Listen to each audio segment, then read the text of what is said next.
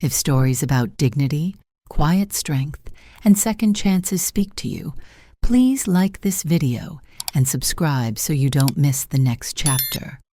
Tell me in the comments, what city are you listening from? I love seeing where we're gathering from.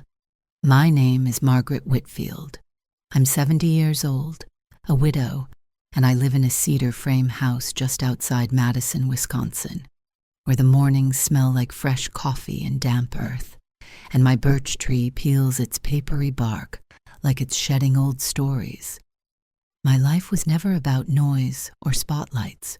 For 3 decades, I co-founded and ran operations at Summit Systems, one of the Midwest's earliest billion-dollar tech companies. We were the sort of outfit that preferred a cheap whiteboard and a working prototype over fancy launch parties. The glory was in uptime, not headlines. If you ask my daughter's fiancé, Daniel, I was simply retired. A woman with a garden, a house, and not much else. For a long time, I let him believe it. Silence, when chosen, is not surrender. It's placement. It's putting a truth on the highest shelf until the room is ready to reach for it. We celebrated the engagement at a polished restaurant in downtown Chicago that dramatized its own tradition. Dark wood paneling, linen napkins folded like little chapels, starched servers who set down water glasses with reverence. Laura, my only child, ordered roast chicken with thyme and a side of haricots verts. I ordered tomato bisque and the house salad because I like to leave a table with my head clear. Daniel, wrapped into a navy blazer that resisted his shoulders, ordered a truffle fillet, a Bordeaux he could appraise, and a joke he could pretend not to own. He glanced at my bowl with the kind of smile designed to be deniable later. Soup, that's modest. My mom always says soup is for people on a budget. The line landed softly on the tablecloth and stayed there like a stain. I didn't explain that the restaurant's small, faithful POS terminals, the polite chirps, the clean handoffs from order to kitchen, ran on middleware I helped spec 15 years ago. I didn't mention the winter we shipped the patch that kept a regional chain from going dark on Christmas Eve, or the folding chair my husband dragged into the garage because I wouldn't leave a bug unresolved at midnight. I buttered the sourdough, asked the server for more lemon, and let Daniel speak. People who love the sound of certainty will fill any silence you offer. The trick is deciding when you're hosting them and when you're simply observing. He talked about optics and placements, about strategic visibility at their wedding, and the way seating charts signal ambition to the right eyes. Laura tilted toward him, and then away again. That small swing I'd learned to read when she was 9, and earnestly wanted to believe everyone was telling the truth. When the check arrived, I reached for my water and my sleeve slipped back. The candlelight caught the edge of my black onyx cufflinks, a gift from my husband the day we signed our first federal contract. The stones flashed once, a small eclipse. Daniel didn't notice. He was busy endorsing a stranger's wristwatch from 3 tables away. Retirement is a strange word for a woman who has never retired from paying attention. That winter, my garden slept under a neat quilt of snow, and I sharpened pruners the way my father taught me. Oil, cloth, patience, no rush. In March, Daniel's SUV exhaled at my curb. He arrived in a bright parka with cream stock invitations and the performance of being busy. He glanced over my trellises, tomatoes, lavender, and beans climbing as if they had somewhere to be. "At least you found some purpose after retirement," he said, like a man handing out participation ribbons. I offered iced tea. He declined. There was a call to make. There is always a call to make for men who confuse urgency with value. Upstairs, my study keeps its own weather. The door sticks in humidity, and opening it feels like clearing your throat. On the wall hang 3 patent certificates in my name and a framed letter with a departmental seal from the day we earned a grant everyone advised me not to chase.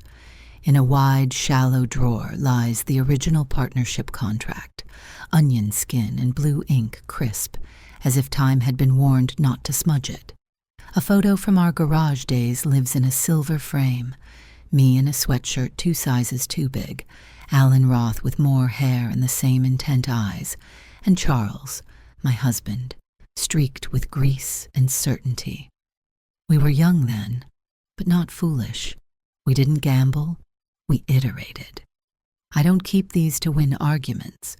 I keep them so that on days when the world misnames me, I can point to the record and remember my own signature. Here is something I have learned. The important turns in a life rarely arrive with trumpets. They come disguised as a detail, a sentence passed through a doorway, a word that taps your shoulder, a handshake you can feel in your ribs. One afternoon, I walked past the dining room where Laura and Daniel had erected a small mountain of glossy wedding brochures. The pocket door was cracked. I didn't mean to eavesdrop, but I also didn't move. Daniel tapped a trifold and said, in the practical tone of a man who believes his wants are needs, "You don't invite Alan Roth to a garden wedding." He tasted Alan's name like a brand worth displaying. I thought of a wobbly card table, a shared thermos, and the kind of laughter that visits right after a disaster you've finally solved. That night I opened a velvet box to check the hinge. The cufflinks were fine. Downstairs, the house made the friendly noises old wood makes when it settles, pops like small fireworks calling no one's attention but mine. I pulled a navy envelope from the drawer, wrote Laura Whitfield in the neat, no-nonsense cursive I learned in boardrooms, and slipped a check inside. I didn't write Daniel's name anywhere on it. I slid the envelope into my clutch and felt, not the shiver of a scheme, but the calm of a plan that knows what it is. Then I slept like the garden sleeps before a good rain, steady, covered, ready. At the reception, a single word, spoken once, without theatrics, will weigh more than every speech in that room. It won't belong to Daniel. It will belong to someone who remembers where the foundation came from. What happens when the quietest woman in the room is the only person a CEO calls partner, and he says it out loud where everyone can hear? Riverstone Lodge sells a particular fantasy, vaulted ceilings that want you to look up and feel small, chandeliers that turn light into expensive confetti, hydrangeas the size of hubcaps nodding like yes-men along the aisle. The staff are the kind of professionals who move like punctuation, present when the sentence needs a comma, invisible when the meaning is clear. They placed me at table 14, near the florals and far from the stage. I didn't mind. I prefer to watch systems breathe from the edges. You can see more when people assume you're restful scenery. Laura was radiant in a way I could feel in my sternum.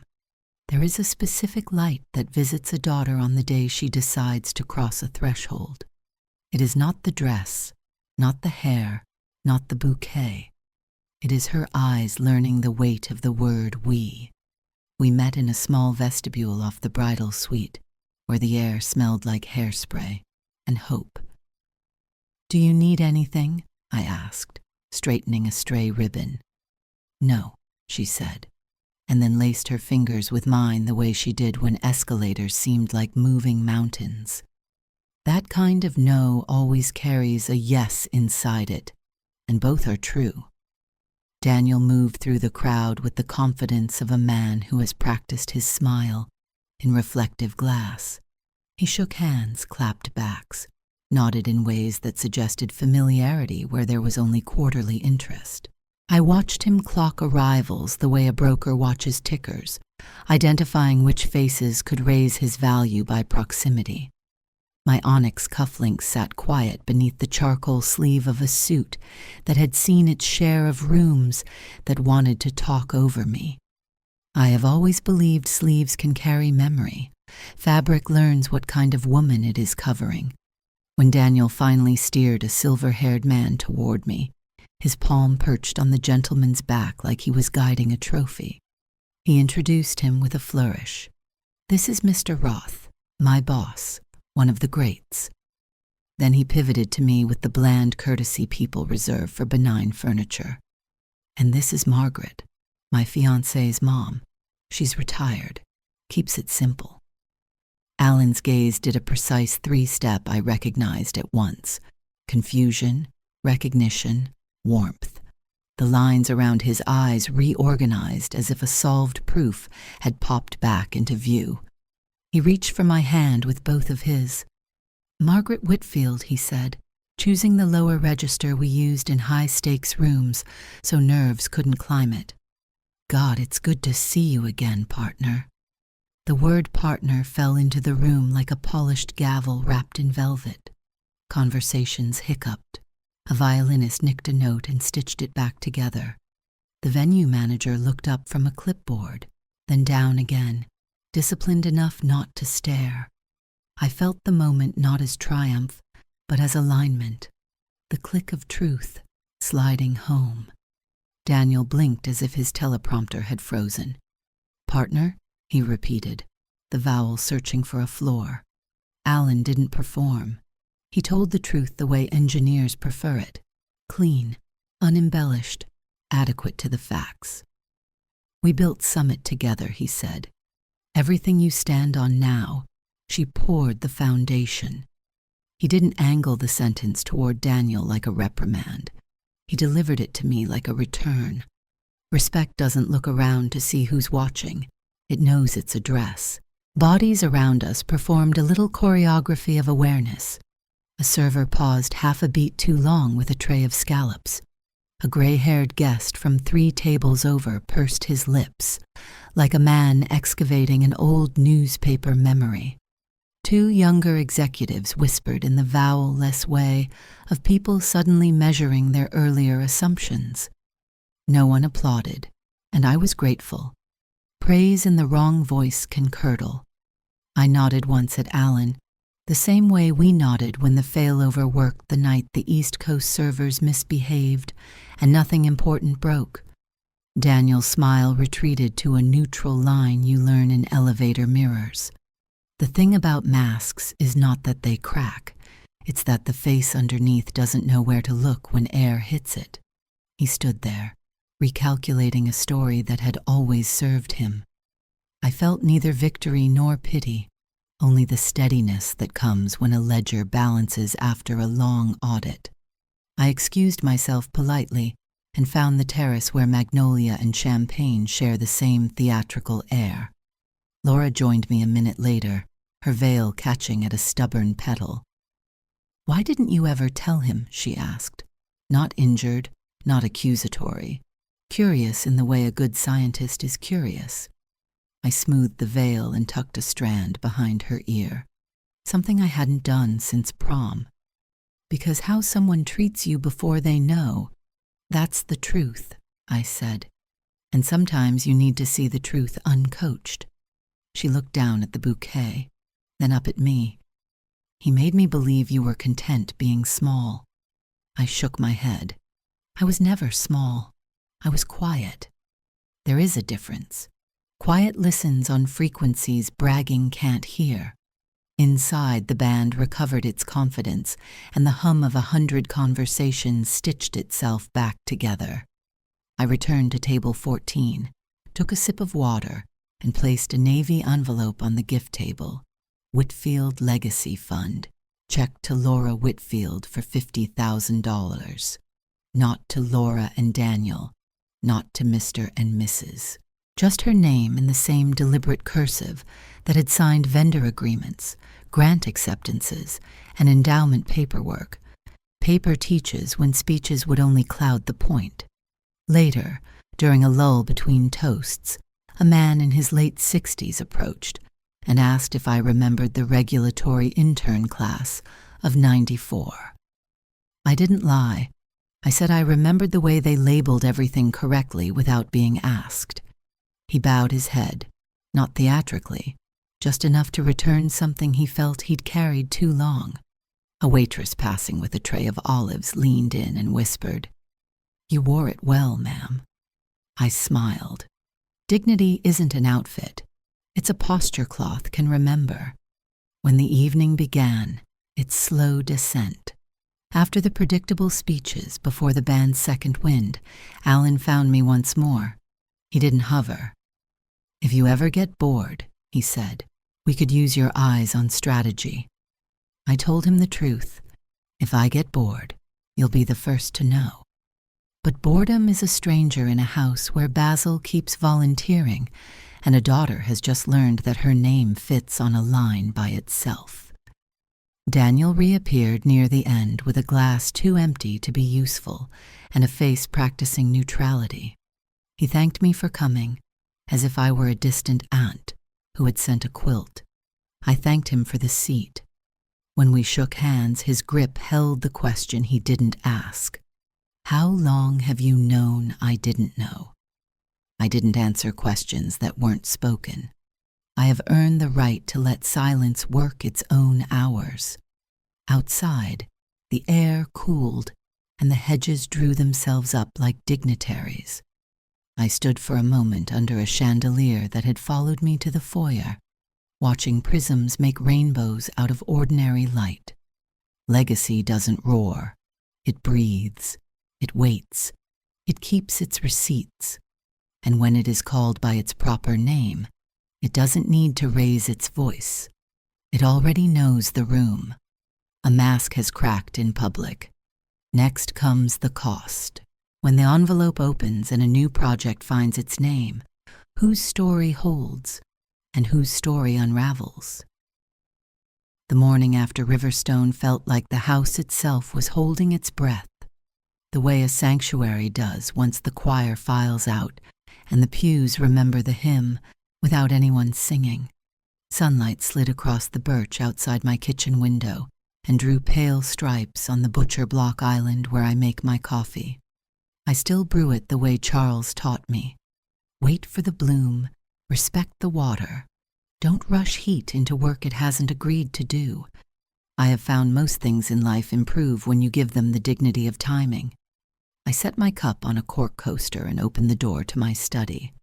The hinges made their usual small complaint, and the room greeted me with that paper and toner smell I've come to associate with proof. Proof that days happened. Proof that ink dried on pages where my name belongs. 3 patents in slender black frames. A federal grant letter with a departmental seal, the good kind that embosses like a promise. Our partnership contract, onion skin thin, blue signatures steady as a plumb line. And the photograph I've kept in a silver frame since the garage years. 3 faces under a fluorescent hum. Mine in a sweatshirt 2 sizes too big. Alan with that intent, slightly amused look. Charles with grease on his cheek like a badge won honestly. I stood there with my hand on the back of the leather chair and let my breathing match the room. Legacy doesn't need applause. It needs recall. The phone started early, texts from numbers I didn't recognize, and a few I did, all dressed in the hurried politeness people wear when they've realized they've been walking past a landmark without looking up. Didn't realize you were Summit Margaret. What a privilege to meet you yesterday. Could we grab coffee and chat about your journey? I didn't answer any of them. Journeys do not improve because a stranger wants their outline to decorate a talk. At 11, Laura arrived the way daughters do when they're deciding how to apologize and ask for something in the same breath. She let herself in, set a paper bag of chicken salad and grapes on the counter, and began fussing with napkins for no reason except to buy time. She looked older in the way truth makes a person older, clearer around the edges, less fog between the eyes and the thing they are looking at. "I should have asked," she said finally, when the dishes were arranged beyond necessity. "About Summit, about you, about everything." She held my gaze because she's my child, and I have always asked her to do so, even when it's hard. You asked what you were ready to hear, I said. That's how questions work. Besides, the important answers were in how people behaved when they thought I was no one. She nodded, her mouth doing that small tremble it learned when spelling tests in 3rd grade demanded too much out of too little sleep. He told me you were content being small, she said into the corner of her napkin. He said you liked the background. I like distance, I said. You can see more of the system from there. I touched her wrist. 2 quick taps, the little code we made up during middle school science fairs, to mean I'm here. Keep going. Do you remember how you used to ask for the part where it turns when we read Laura Ingalls by the lamp? She smiled, quick and ashamed of the tears it brought with it. I do. Yesterday it turned, I said. I didn't need to push. That's how you know a turn is ready. We carried lunch to the back steps because Wisconsin has a handful of days every year when the air is soft enough to be an invitation and not a dare. The birch tree lifted its paper bark to the light, and a robin hopped along the fence like he was clocking in. Sometimes peace looks like a yard you have weeded yourself. Sometimes it looks like a daughter who isn't performing at you anymore. Daniel's been processing, she tried, testing the word as if it might be the right size for what was happening in their apartment. I have noticed people who care about optics say processing when they are building a presentation for themselves.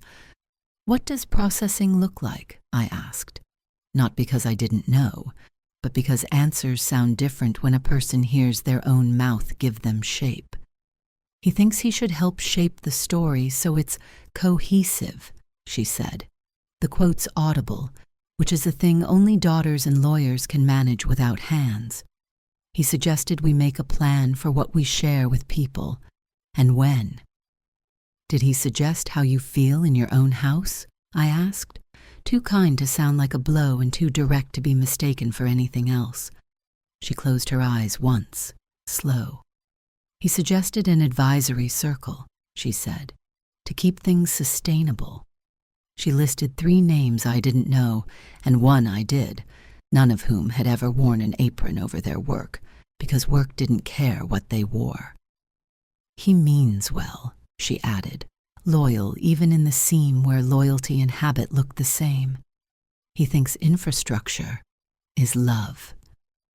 Infrastructure is love, I said, but he wants to build the part with his name on it first. We went upstairs. I lifted the glass over the partnership contract and let her run a finger along the edges of the signatures. We had 1 pen that worked that day, I said.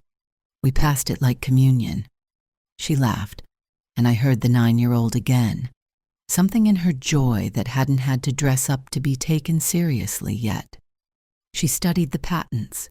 She stared at the photo with the kind of silence that isn't blank. It's full. I kept all of this, I told her, so that when the world misnames me, I can point to a page and remember my own signature. But I didn't need a single sheet of paper yesterday. A man who knows the truth said it out loud, and the room corrected itself. She wiped her eyes with the back of her wrist, like a stubborn child refusing to ruin her makeup. I want to build something, she said, for women like you. For women like... She swept her hand toward the invisible neighborhood full of widows and retired clerks, and former nurses and secretaries who ran whole departments without a rank. Women who had power and were taught to narrate it as luck. But I don't know what to call it yet, or where to start. Names arrive when the work is honest, I said. Start with 1 chair, 1 door, 1 check. Make the room respectful. Make the coffee strong. Make the printer reliable. At 3 the call came, the way the inevitable always does, right on time with a tone practiced for acceptability. I let the phone ring twice to make space for whatever sincerity might be struggling to get in. We got your gift, Daniel said, opening like a man who has decided to walk rather than sprint through a minefield. Thank you. Silence in the right place is a bridge you invite the other person to build if they want to cross. He placed 2 boards and waited to see if they held. It was addressed to Laura only, he added. Was that intentional? Yes, I said, giving him the dignity of a complete answer and the discipline of a short one. May I ask why, he said, and the question tried to be humble while reaching for a lever. Love is shared, I said. Legacy is earned. He made a sound people make when they're trying not to show that a sentence landed where they keep their expectations. He rearranged his voice into concern and called it stewardship. He wondered out loud if a steering committee might be wise. He floated 3 names again, and a 4th he'd found between a podcast and a LinkedIn page. I let him finish. Then I said, I trust Laura. Thank you for calling. You can end a conversation like you close a drawer. Gentle, unmistakable. It still shuts. After dinner, I took out a yellow legal pad because plans look braver on sunlight paper. I wrote a list called First Bricks and underlined it once. Folding tables, chairs that don't pinch, coffee urn, sugar packets and real spoons, a printer with extra toner, a volunteer who speaks softly to women who hate forms, a bus line map taped to the door, a notary stamp, a small lockbox, simple website that loads on old phones. I wrote grant template, boxed it, drew a line to $250 so $1,000, and then circled no interest, no strings, receipts matter. When I capped the pen, my hand smelled like the old campus library, where Laura learned to whisper toward wonder and nod away from it. I slept early, like the garden sleeps the night before the rain, and I dreamed not of Riverstone, not of chandeliers, not of applause that melts into dishes and tips. I dreamed of a room full of women whose hands rest like they've been carrying households on them for 40 years, and of one door opening. When a woman puts her name on her first brick, who will try to write his initials in the mortar? And how do you stop a hand you love without breaking the wall you need? 2 days after Riverstone, the Navy envelope did what paper does best. It told the truth without raising its voice. Laura called while I was wiping down the kitchen counters with vinegar and water, a habit I keep because I like my house to smell like clean decisions. I let the phone buzz twice and then picked up, bracing for either delight or duty. It's beautiful, she said, her voice the kind of steady that tells you a person is walking into something they've decided to own. Not the amount, though it's generous. It's my name. She paused long enough for both of us to hear the sentence that didn't leave her mouth. It's not ours. It's mine. Use it to start a room, I said. A room where women don't have to audition to be believed. I want micro grants, she said. Small amounts that move obstacles. $250 for a notary stamp, $400 for a sewing machine tune-up, $89 for a QuickBooks course, a week of childcare so someone can show up to job training. I want it to feel like a hand on the small of your back in a crowd, a steadying, not a shove. That's a budget, I said, not a dream. Good. Dreams make speeches, budgets make doors. She laughed, surprised to hear herself approved by a metric that has never cared for applause. I thought we could call it quiet something, she ventured. Quiet start? Quiet hands? Quiet works, I said, and the word landed with the weight of a tool that's already done a day's labor. Buy the domain before someone who likes the sound more than the substance does. While she searched the registrar and texted screenshots of her victories, .org, .com, the social handles no one had thought to squat. I pulled out my yellow pad. We translated first bricks into errands, community center availability, insurance rider, EIN application, checking account with a bank that still answers the phone. Simple bylaws a second-year law student could teach with a whiteboard. A logo that won't age out next spring. A decent coffee urn from the church thrift shop that knows we'll return it cleaner than we borrowed it. I added thank you cards, handwritten, and underlined it twice. Gratitude deserves ink. By mid-afternoon, we had a place, the multi-purpose room at the Hawthorne Community Center, across from the library branch where I taught Laura to shelve by feel. Concrete floor, fluorescent lights, too few outlets, a closet full of folding tables that pinch if you snap them wrong. Perfect. We reserved a Saturday, asked the janitor for an extra trash bag, and promised to mop. You can build a lot of dignity in a room that doesn't brag. At 4, Daniel texted a link labeled Quiet Works Deck V1 Dawn Pop PDF, followed by a thumbs-up emoji and thought starter.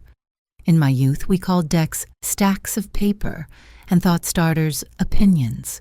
I didn't open it. A minute later, he called. I let it ring once before taking the bait gently.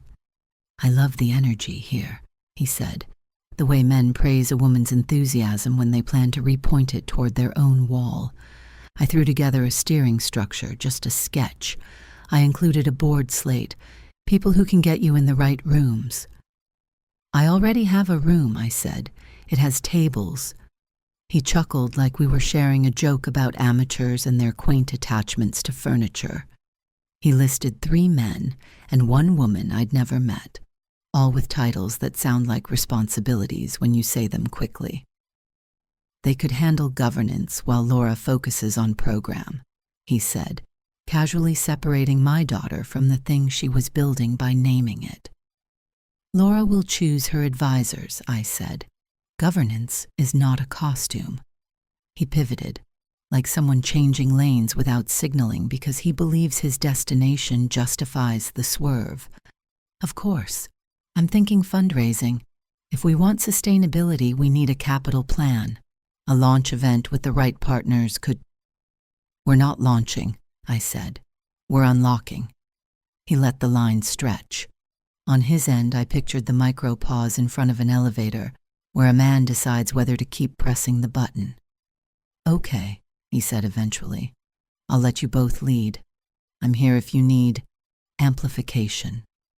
We'll ask if we need volume, I said. Right now we need signal.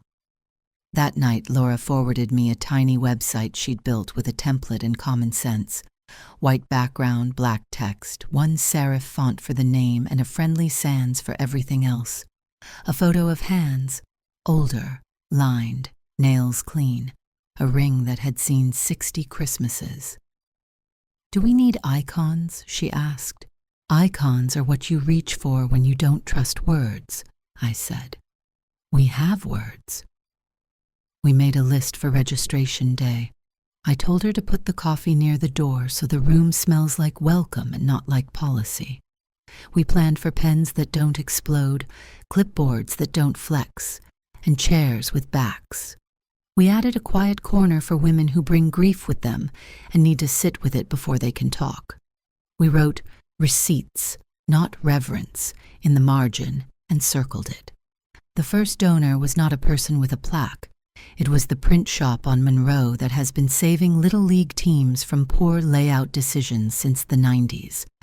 The owner, a wiry woman with ink-rough fingers, waved away our money for flyers and offered a discount for the next run. We paid anyway and left a handwritten note. Generosity should never be treated like a coupon. On Friday, I took the bus to the community center on purpose. If you're going to invite people, you should know what it costs them to arrive. I counted the stops, tested the crosswalk signal, and learned the vending machine 8 quarters. I told the janitor we'd bring a separate bin for recycling so he wouldn't have to fish paper out of the trash. He looked at me the way men look when they realize you've learned to love a room by cleaning it. That evening, I ironed the tablecloths. I said we didn't need until I found them in a closet and decided we did. My hands moved in a rhythm I learned when Charles wore a uniform and expected sharp lines to do part of the day's speaking. I set the cufflink box on the dresser, opened it, and touched the onyx the way a person taps a frame as they pass. The smallest thank you to an object that has carried more weight than it should have had to. I slept lightly and woke early to bake 2 pans of lemon bars, not because women need sugar to listen, but because sweetness tells the body it's safe to unbristle. Then I loaded the car, double-checked the folder labeled Grant Template, and wrote the first check to ourselves, 0 poso zeros, pay to the order of setup, memo, begin as you mean to go. Registration day started the way most good days do, with the sound of folding chairs complaining and the smell of coffee pretending it knows more than it does. The first woman through the door wore a cardigan older than the volunteer checking her in, and she apologized for existing while handing us a neat stack of documents. I brought proof, she said, just in case. We told her the proof we needed was her name and what she wanted to build. She looked at the empty line on the form like it was a miracle that would allow ink. We filled the room, retired nurse starting a mobile blood pressure clinic for church basements, former office manager offering Saturday classes for widows on avoiding contractor scams, a grandmother with a serger, and a plan to hem uniforms for the school district cheap, because kids grow and budgets don't. I watched Laura move from table to table with a clipboard and a posture I recognized from when she was 5, and decided the porch steps were hers to sweep without being asked. It's a look that says, I can carry more. Give me a corner. Halfway through the line, Daniel arrived, hair parted like an arrow. He wore a smile that wanted to belong and a jacket that did not. He surveyed the room the way a man counts votes. He raised his hand like a student who has already decided what he will say, no matter what the lesson is. Can I offer a few remarks? He asked, voice pitched for microphones we did not have. Today is for the women in these chairs, Laura said, steady and kind, because I raised her to know that firmness is a kind of service. Coffee's in the back if you'd like some. He lowered his hand, performed a nod, pretended to read a flyer, and left 20 minutes later with nothing in his pocket that he hadn't brought. That's the thing about rooms that aren't for you. If you're used to being the center, the edges feel like exile. We closed the registration with ink on 31 applications and a dent in the lemon bars I celebrated as a sacrament. The janitor poked his head in and said we'd left the place better than we found it. I tipped him with cash and respect. Laura stacked clipboards into a crate, cheeks pink, eyes wide, the look of a person who has discovered that purpose makes its own adrenaline. Back home, I washed pans, matched clipboards to their pens, and sat at the kitchen table with the checkbook. The first 3 micro grants would go out Monday. I addressed envelopes in the sober cursive of a woman who has signed more than her share of documents and who does not dramatize lines. The house felt full of what the best rooms always hold, oxygen. The phone buzzed once more, Daniel, again, asking if we wanted him to amplify the launch by tagging the right people. I looked at the birch leaves outside, trembling like small flags. We'll let you know, I typed. Then I put the phone face down under a pot holder so it could learn the comfort of being quiet. Quiet Works has a room, a line, and 31 names. So whose story gets written on the wall when the first check's clear? And what happens when the man who loves optics realizes there's no frame for him? The Monday after registration day, I lined up 3 navy envelopes on my kitchen table as if they were small boats waiting for tide. The house was quiet except for the hum of the refrigerator and the light tap of my pen against the checkbook. I printed the date carefully, numbers deserve steadiness, and filled the payee lines with names that have carried families farther than any headline. Evelyn Torres, retired nurse. May Whitaker, former office manager. Ruth Ann Delaney, grandmother with a sarger and a spine like hickory. I paused before each memo line and wrote what money would actually touch.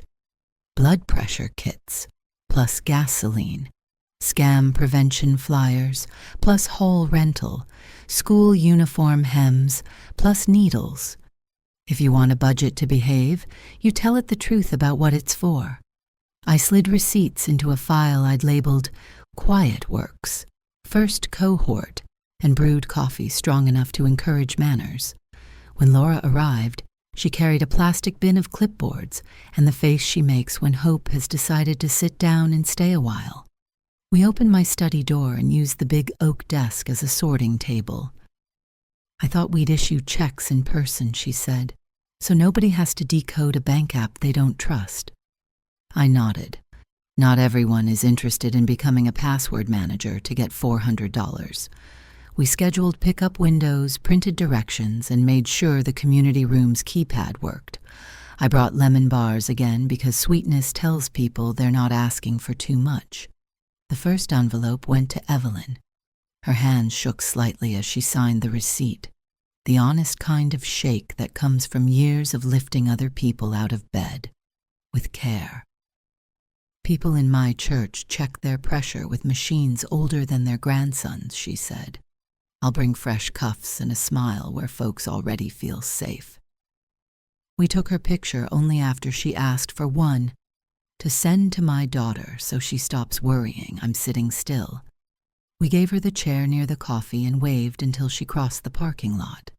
May arrived with a manila folder labeled Beware and Be Smart. Contractor scams get worse after storms, she said, and grief works like weather. She'd booked the Knights of Columbus Hall for a Saturday, wrangled a volunteer from the DA's office to explain how to file a complaint, and designed flyers that looked like a friend wrote them. No shame, just steps. She held the check against her sweater like it might leave warmth. I'll bring my own coffee, she said, and I understood who she is. Ruth Ann came last, eyes bright like light through cut glass. The school uniforms are twice as long as the kids, she said, and if a hem costs $15 a leg, a mother chooses what breaks her heart least. She had a price sheet, a phone with more cracks than icons, and a plan to pick up and drop off at bus stops because parents' time is what everything tries to steal first. Laura hugged her, and Ruth Ann let her, and sometimes that's the whole ceremony. We kept the room open 2 extra hours for stragglers and one woman who came to sit in the quiet corner and write her name 3 times until the letters untangled themselves from shame. She didn't apply. Not ready yet, she said softly, but she took the bus schedule in a second lemon bar. I've learned to respect the holiness of showing up even if your hands leave empty. By midweek, I had a ledger started in a notebook thick enough to make an accountant nod. 2 columns, ink straight, line items exact. Cohort 1, Evelyn, $400. May, $350. Ruth Ann, $600. Expenses, room rental, $45. Printer toner, $28. Lemon bars, $10. I keep receipts and envelopes sorted by occasion and mood, set up, people, paper, and I refuse to apologize for the joy I take in accurate little piles. When money has manners, people can breathe. The call started not because we marketed anything, but because women tell each other where the water is. A librarian from across town left a voicemail about a retired math teacher who wanted to tutor adults in the evenings if someone could watch her grandson twice a week. A choir director asked if Quiet Works would consider a micro grant to print hymn books with larger type because old eyes love Jesus but can't read 8-point. We said yes to both, the money small, the dignity exact. On Thursday, I took the bus downtown to buy a fireproof document box because I like to keep originals close. Alan texted a photo of an unused whiteboard near an empty conference room at Summit with the caption, "Reserved for women who build. Say when." I smiled and wrote whiteboard, Ja Friday, 10 a.m. on my pad. We'd use it to map a 6-month cadence, application windows, pickup nights, a tax workshop with a CPA who knows widows shouldn't be treated like children. That night, with my feet up and the cufflink box on the arm of the chair, I scrolled past a message from Daniel I'd been too tired to open earlier. He had sent a screenshot of a mock-up, a page labeled Leadership with headshots arranged in a row. Laura's photo was centered. To the right, he had placed himself with a caption, Co-founder, Strategic Partnerships. And to the left, a woman I didn't recognize with Chair, Advisory Board. The board didn't exist. He'd also drafted copy. Quiet Works was launched by Laura and her husband Daniel, who bring a dynamic blend of heart and industry to Madison's non-profit scene. I felt the temperature in my back rise 0.5 degree, the way the body records disrespect before the brain wastes words on it. I set the phone down, breathed through my nose, and counted in 4s like I used to when servers misbehaved at 3 a.m. I wrote Laura a short note first, because daughters deserve your calm before the world earns your clarity. Proud of your work. Your name is enough. Then I called her. Did you see Daniel's mock-up? I asked. She exhaled in a way that told me she had, and that she had argued once already, probably in a kitchen where casseroles from the wedding still claimed fridge space. He thinks a board will make people take us seriously, she said. He thinks donors want men in suits. I think donors want results they can visit, I said. I think women want checks spelled correctly, chairs that don't pinch, and staff who know the difference between help and helicoptering. She was quiet, and I waited because patience is how you build a space where a person can set down something heavy. I'll fix the site, she said at last, and I'll talk to him again. I thought of my father's advice about fences. Good ones keep out what you don't need and keep in what you can care for. Quiet Works needed a fence that let in wind but not weather. Tomorrow, I said, we'll draw a boundary you can hand to people instead of a fight. Friday morning, we took Alan up on the whiteboard. He listened, asked the kind of questions you can't Google, and drew a box labeled Governance, Light, Real, with arrows toward bylaws, Laura, +2 community signers. He suggested a banker he trusted for a checking account that won't treat a woman's signature like a novelty, and wrote 2 signers required, Laura plus community co-signer, not Daniel. He underlined it once, then looked at me. This is your daughter's house, he said. Whoever doesn't wipe his feet can wait on the porch. We left with a 1-page memorandum of understanding, 3 paragraphs and a bullet list that said plainly what Quiet Works is and what it would not be. When we finished typing it up at my kitchen table, we both signed and tucked a copy into the fireproof box. Now, I said, tapping the lid, you have paper that keeps your peace. That evening, Ruth Ann texted a photo. 6 pairs of navy pants with hems pinned straight, a row of neat stitches like patience measured in thread. Under it she wrote, "Tell the ladies at the table that their little check made something true." I printed it and taped it to the inside of the document box like a chapel picture. We had a whiteboard plan, a bank account, and paper that could outlast a mood. So when Daniel asked for one small correction to the story, what would he try to change? And how do you defend a boundary without turning your daughter's life into a siege? Boundary conversations rarely begin with the truth they want. They start with a preface, something about efficiency or optics, and then steer toward the part that hopes you're too polite to name. Daniel texted late Saturday morning. Quick coffee? Just a small correction on language. I chose a diner with vinyl booths that squeak when you shift and coffee that refuses to be precious. I wanted a room incapable of pretending, He arrived with that curated casualness men wear when they plan to negotiate. Nice jeans, good sweater, hair parted like a thesis. We exchanged decencies. He complimented my lemon bars as if participation points could be cashed for influence. I asked about their apartment, the painting, the stubborn window. We lasted 3 minutes before he leaned forward. "Just a wording thing, Satin," he said. "The site reads like Laura built Quiet Works alone, but donors respond better when they see a team.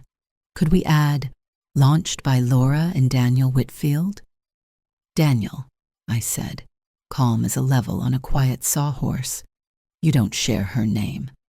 His smile adjusted, not quite smaller but closer to the truth. "Right, of course. Hyphen or not, that's not my point. I'm just thinking about positioning. The sentence could set the tone for partnerships." I reached into my tote and laid the memorandum of understanding on the table. "This is the tone," I said. "It's written." He scanned as if words might rearrange into compliance if he stared kindly enough. When his eyes reached 2 signers required, Laura plus community co-signer, not Daniel, his mouth opened and then arranged itself into diplomacy. "I hope you don't think I'm trying to control anything," he said. "I'm just bringing what I know. Sponsor relations, event flow, donor cultivation. I can do a lot of good here." "Then do it," I said. "Buy name tags, carry tables, invite women to apply and listen while they do. But the signature belongs to the person who is accountable to the room." He poured sugar into his coffee like it might sweeten the stalemate. "What if the site read, founded by Laura, with early strategic support from Daniel? That's accurate." "If you want accuracy," I said, "we can add, with early strategic resistance from Daniel to balance the timeline." He winced and laughed at the same time, a sound people make when their reflection talks back. "I deserve that," he said, "but I've learned. I'm trying to help." "The structure will let you," I said, tapping the MOU. "It protects your help from becoming direction." He pulled out his phone and scrolled to a photo. "Look," he said, "I got a text from Councilwoman Green. She's interested in attending a Quiet Works event. Her team asked me to send a blurb." He held the screen out to me like a bouquet I hadn't asked for. The drafted blurb read, "Join founders Laura and Daniel Whitfield. Send the flyer," I said, "and an RSVP link. The blurb is the room. The room is women." He sat back and I watched the moment where a man who loves stagecraft realizes the stage belongs to someone else and the audience is relieved. He opened his mouth again, then chose a different path. "What about Alan?" he asked. "He's supportive, right? He could co-chair a donor luncheon with me." "Alan can support what the bylaws say," I said, "and he does. We asked for a whiteboard. He gave us a whiteboard. Lunch is for people who need to talk before they decide to care." He nodded, honest enough to see the line and proud enough to test the latch. "Okay," he said, surprising me and himself. "I can live with this. But if someone asks me what my role is, what do you want me to say?" "Say you're a volunteer who shows up," I said. "That sentence grows 1,000 chairs." He looked at the MOU again, then at me. For a breath, flavor left his face, and a younger Daniel, a boy who learned charm before listening, showed through. "I'm not the villain here," he said quietly. "I didn't call you that," I said, "but I won't let you play the hero in a story you didn't write." We parted without ceremony. I walked the long way home past the library and the playground where I used to push Laura on a swing and teach her the math of arcs and faith. At the house, I wrote "boundary held" on my pad, the kind of note that looks silly until you understand what it costs a woman not to write it down. On Tuesday, Quiet Works hosted its first workshop, Paperwork Without Panic. A CPA named Janice, hair neat, voice soft, eyes like a librarian who knows the book you need, talked widows through tax forms, while a volunteer refilled coffee, and I unclogged a ballpoint pen 3 times with a safety pin. Evelyn stood near the door with her blood pressure cuff and a smile that dared fear to make a scene. May handed out flyers that didn't talk down to anyone. Ruth Ann measured a hem in the corner, needle parked safely in the fabric like an exclamation point that knows when to be quiet. Halfway through, a woman named Loretta stepped to the quiet corner and stood facing the wall like people do when grief needs to move and they don't know where to put their body. I brought 2 chairs and nothing else. When she sat, she told me her husband died in August, and the insurance paperwork reads like a language she doesn't speak. I used to sign things and trust him, she whispered. Now I sign and something in me waits for a siren. I put a pen in her hand and wrote date in the top right corner of a blank sheet. We filled the page with a list that could be translated into steps, and at the bottom I wrote, "Bring this paper to Janice. She will look at what the letters mean." Loretta held the sheet the way people hold a photograph, proof that a moment is now a thing. After the room emptied and the coffee urn hissed its tired satisfaction, Councilwoman Green arrived with a staffer carrying reusable water bottles nobody needed. She did not ask to speak. She walked the perimeter like a builder, asked May for a flyer, had Evelyn take her blood pressure, healthy, of course, and slipped a check for $1,000 into the lockbox like a person who understands that budgets feed the room and not egos. She shook Laura's hand and said, "Keep the line. No galas. Galas eat time." Then she left without a photo. I liked her. That evening, Daniel texted a picture from his office, a whiteboard with the words "Volunteer Roles" underlined. Beneath it, he'd written tables, coffee, flyers, rides, and a schedule for pickups he'd arranged with 2 neighbors. "Will this do?" he wrote. I stared at the block letters and felt relief, a simple, honest sentence written in marker. "Yes," I replied. "That will do." 2 days later, Alan called with an offer we hadn't expected, an unused room on Summit's first floor for 3 months. No strings, no signage, because the conference calendar is lighter than our hearts. I asked if that would entangle Quiet Works in a press story we didn't want.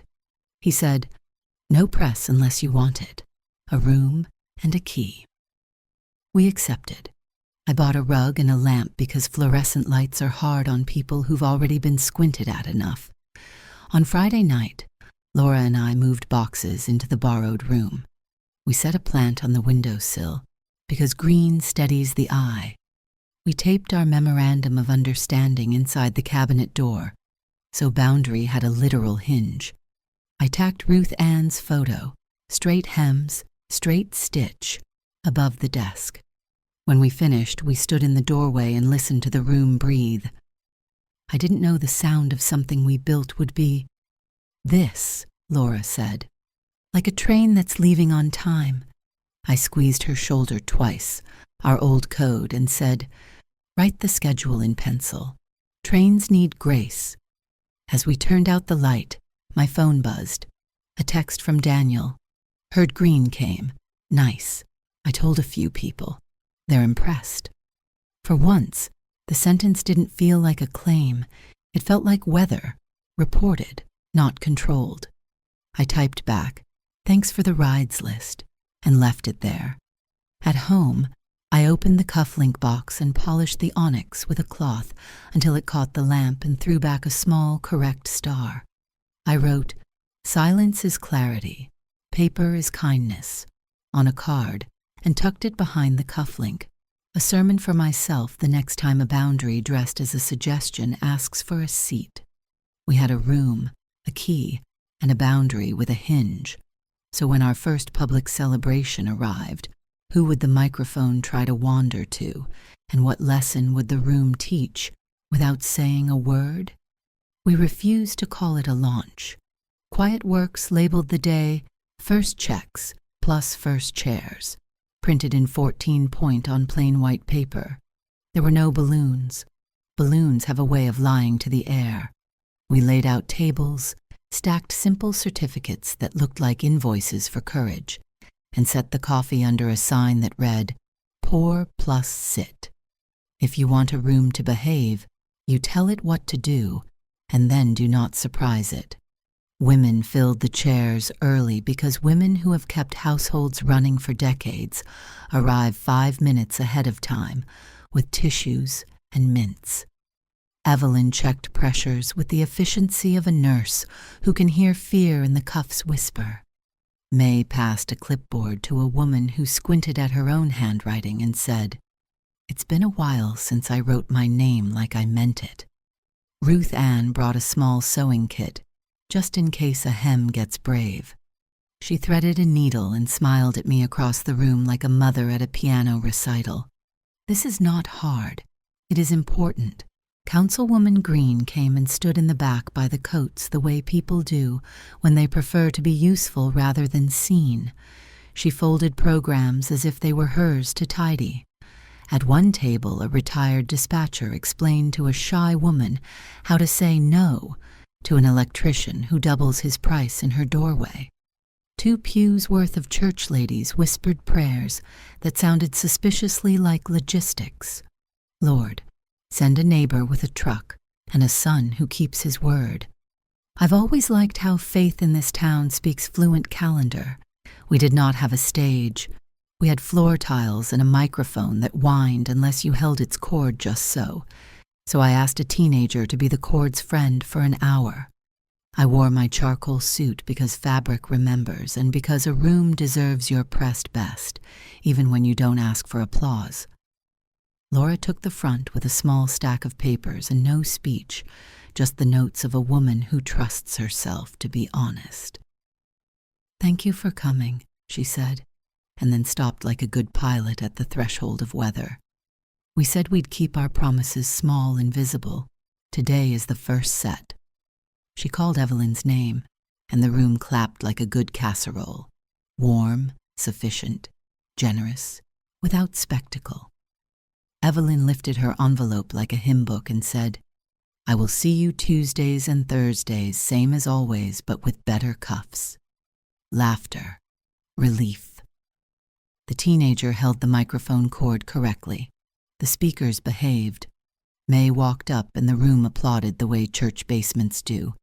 They have no patience for grandstanding and no stinginess for effort. She told the women about the Beware and Be Smart workshop, the policeman who agreed to come without uniform to make fear feel less official, and the phone tree she'd organized so nobody travels alone to file a complaint. She ended with, "Bring your reading glasses and a friend who won't let you talk yourself out of your rights." The room hummed a sound that only women make when a plan in their lives shake hands. Ruth Ann came last in that first wave, and she held her envelope to her chest like it might hear gratitude. "This is for hems and buttons," she said, "but mostly it's for a feeling. Kids walking in on Monday wearing pants that say, 'You belong here.'" She looked toward the back where the councilwoman stood and added, "If any of you know the school secretary, tell her I can meet her on Wednesdays. I'll bring pins." The councilwoman made a note with the economy of a woman who already knew the secretary's birthday. At the edge of the room, Daniel slipped in. He wore a jacket and a face that had learned something, though I couldn't tell if it was patience or choreography. He held a package of name tags and a bag of pens and moved down the side aisle, distributing them to a volunteer who looked relieved to be given something to do. He did not ask for the microphone. He did not hover near the certificates. He stood by the coffee and poured, which is to say he found the place where help doesn't introduce itself before it acts. Still, rooms with microphones test themselves. After a short line of women received envelopes and hugs, a man in the back called, "Say a few words about how this all started." He didn't mean harm. He meant habit. He meant the way ceremonies prefer stories with a single throat. Laura looked at me, and then at the councilwoman, and back to the room. She lifted the microphone and said, "It started because women told each other where the water is. Today a few dollars changed hands, but trust is the currency, and the exchange rate is best when no one lane splits to the front." There was laughter, but also the sound of a room choosing to be proud of itself. A reporter from the local paper stood near the door with a notebook, mid-20s, hair like a question mark. She asked if she could take a photo of the founders. The councilwoman pointed at the chairs. "Photograph the hands signing," she said, "or the whiteboard with the schedule, or the coffee line. It's all the founder." The reporter blinked, nodded, and took a picture of Ruth Ann's stitches instead. When we finished the checks and the hugs and the calendar questions, I thanked the teenager holding the mic cord as if he'd rerouted the Mississippi. We stacked chairs. Daniel wheeled the trash to the back without fanfare and came to find Laura with a list of names for rides he'd arranged. 4 pickups to the north side, 2 to the senior center, 1 to May's workshop. "I wrote down apartment numbers," he said. It was a sentence I hadn't expected, and I gave it the respect it earned. After most had left, the reporter approached with a recorder and the nervous energy of someone trying to get a quote that reads like wisdom. "Mrs. Whitfield," she said, "what's the lesson here?" I could have given her the line that gets applause. I did not. "Budgets are moral documents," I said instead. "They tell the truth about who is welcome." She looked disappointed at first. No shiny nouns. And then she smiled like a person who likes verbs. "Thank you," she said. "I can hear that." She turned to go, then stopped. "May I quote the check memo lines?" I shrugged. "If you spell the names correctly." As we wiped tables, a woman I didn't know approached with a white envelope and a face that practiced bravery. "I brought something for Quiet Works," she said, pressing it into Laura's hand. "It's $50. I wish it were more." Laura opened her mouth to reassure her, and I touched her elbow. Let the gift be what it is. We hugged her. She cried the way people do when someone finally lets them be the giver. On the way out, Councilwoman Green touched my sleeve and said, "You did not let the mic wander." "It wandered toward us," I said. "We handed it back to the room." She laughed softly. "Keep doing that. It's rarer than grants." We locked the door, signed the checkout sheet, and loaded the car. The sky had the polite gray of Wisconsin afternoons that can't decide whether to rain. In the rear view, I watched Daniel carry the last bag to the dumpster, tie the knot with an extra loop, and hold the lid until it closed softly. There are 10,000 ways to tell the truth about a person. That was one. Back home, I filed the last receipt and updated the ledger. Cohort 1, disbursed, operating under budget. In the margin I wrote, "Small applause, large performance." Then I took out the cufflink box and laid one on the ledger as a paperweight and a punctuation mark.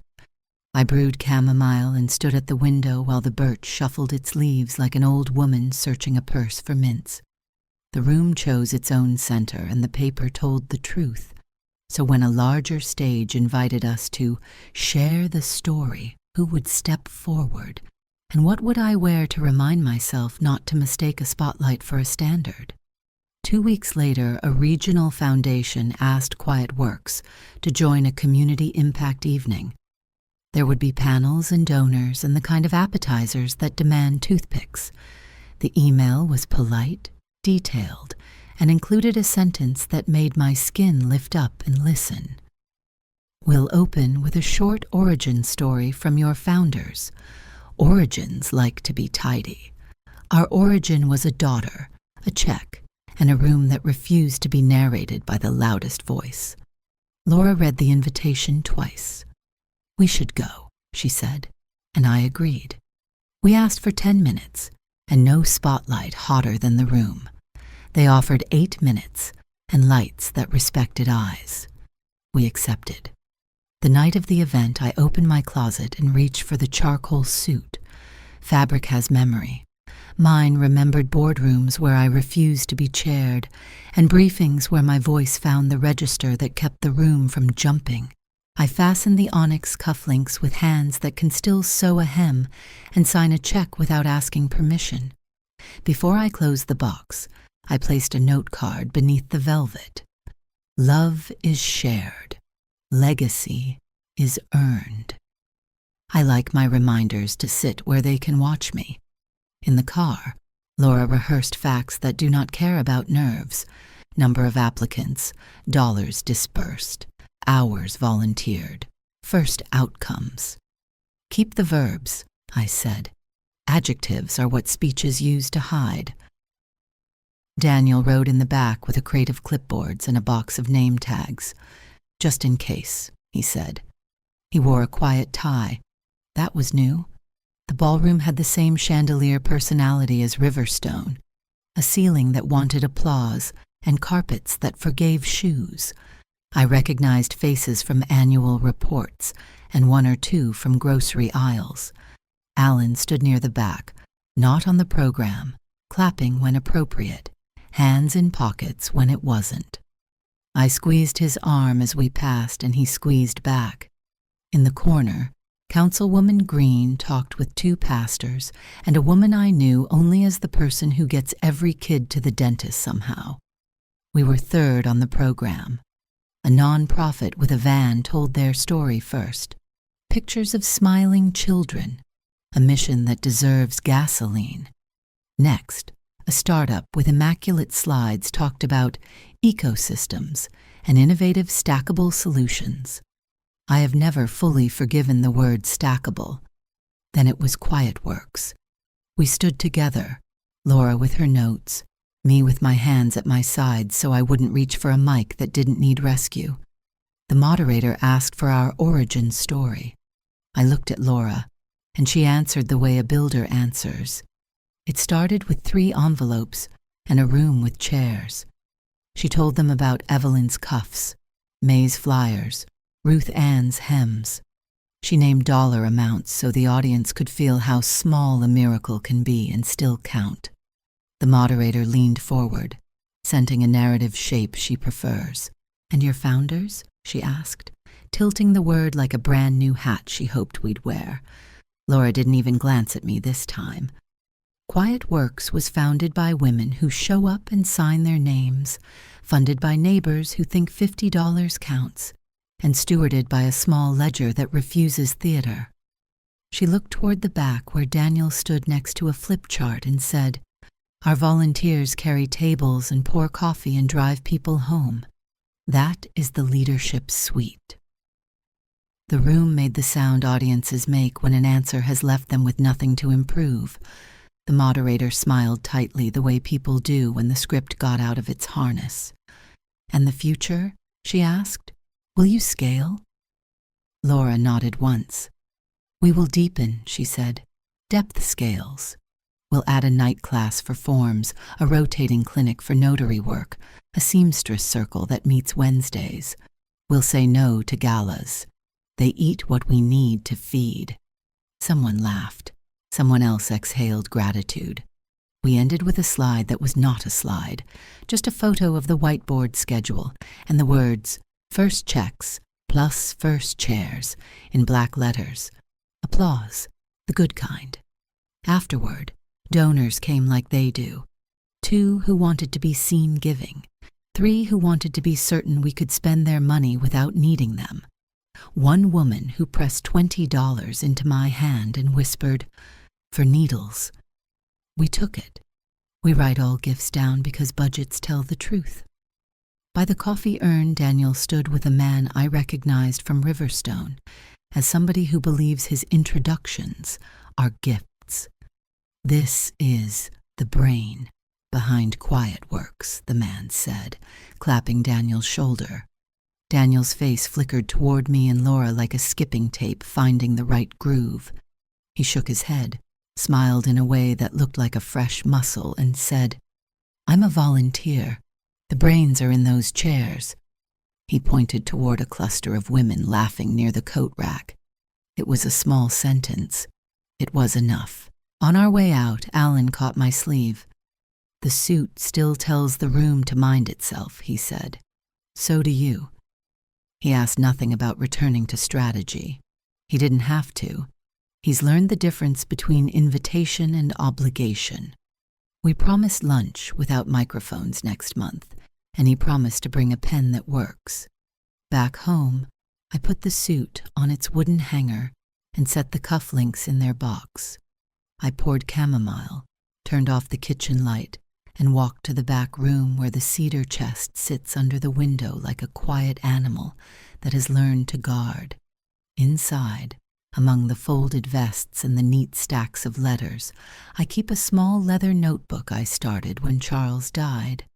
I wrote, "Tonight the room chose verbs over hats.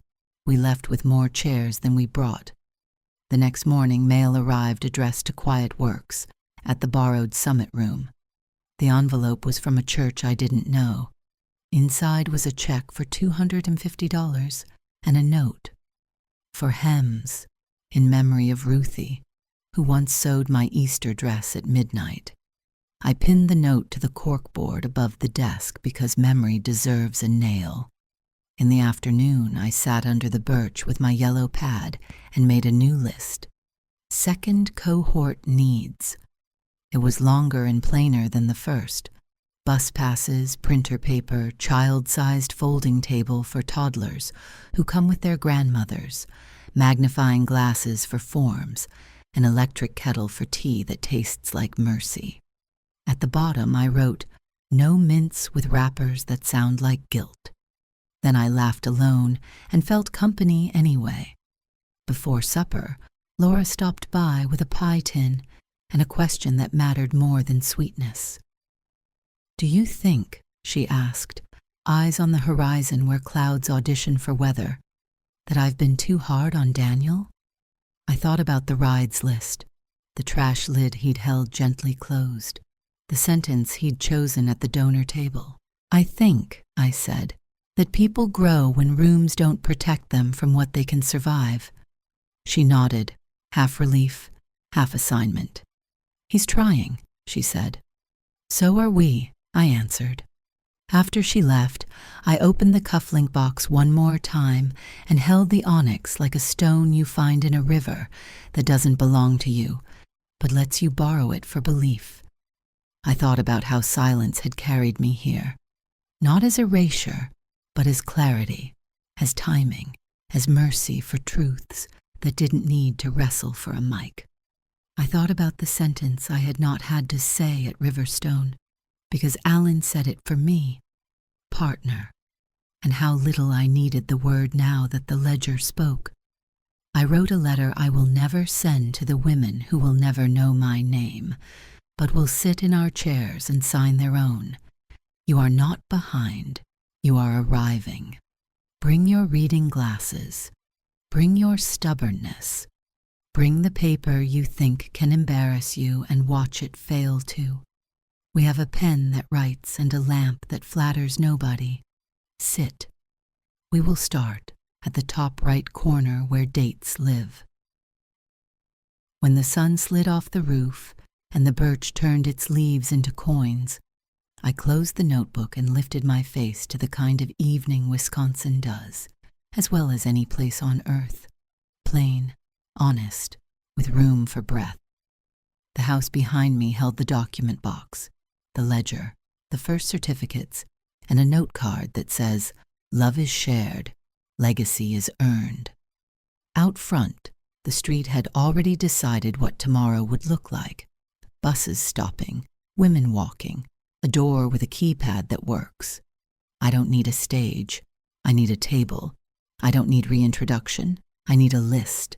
I don't need revenge. I need repair. Quiet is not absence. It is craft, and craft is its own applause. If you have ever been underestimated by a man in a hurry, by a room that prefers hats to verbs, by a younger self who didn't yet know how to pick a hinge, there is a chair for you, It wobbles less than you fear. It holds more than you think. It is waiting under a fluorescent light with coffee that's better than it has to be and a pen that works. If this story felt like yours, if you've built in silence or started again at an age the world calls after, tap like, subscribe, and tell me in the comments what city you're listening from. And perhaps tell me this: what small check would have changed a year of your life? I read every line.